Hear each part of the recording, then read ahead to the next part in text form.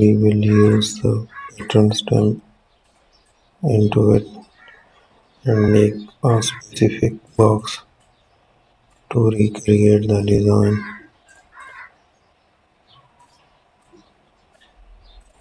So let's find the different option. We will use the options here.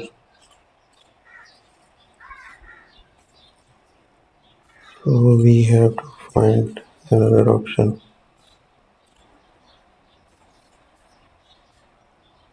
I will try to make the changes. Let's use the different again.